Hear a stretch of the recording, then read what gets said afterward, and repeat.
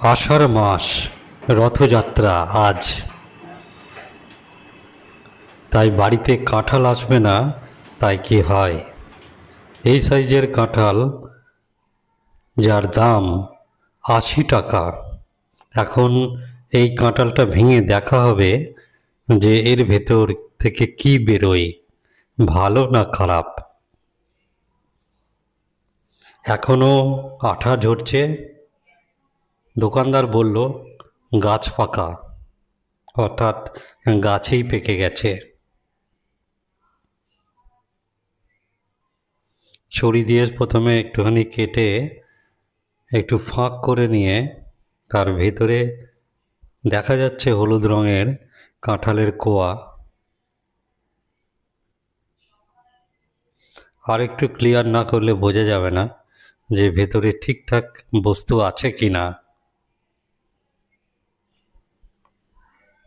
কাঁঠালের পুষ্টিগুণ বেশ ভালো আছে।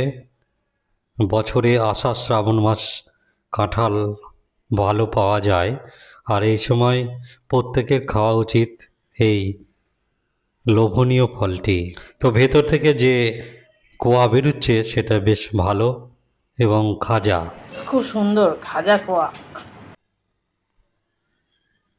অনেকে আবার একটু নরম নরম পছন্দ করে, কিন্তু আমার পছন্দ বা আমাদের পছন্দ একটু শক্ত শক্ত পাড়া, যাকে খাজা কাঁঠাল বলে।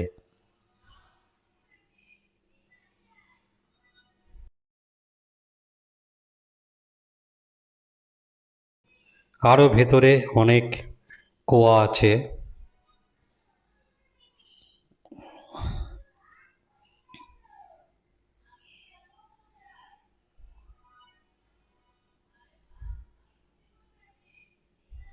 বেশ কয়েকটা বেরিয়ে পড়েছে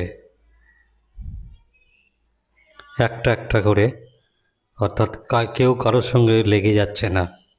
খাজা কাঁঠাল একটু মিষ্টি কম হয় এই কাঁঠাল, কিন্তু যারা পছন্দ করে শক্ত শক্ত তাদের জন্য এটা বেশ ভালো।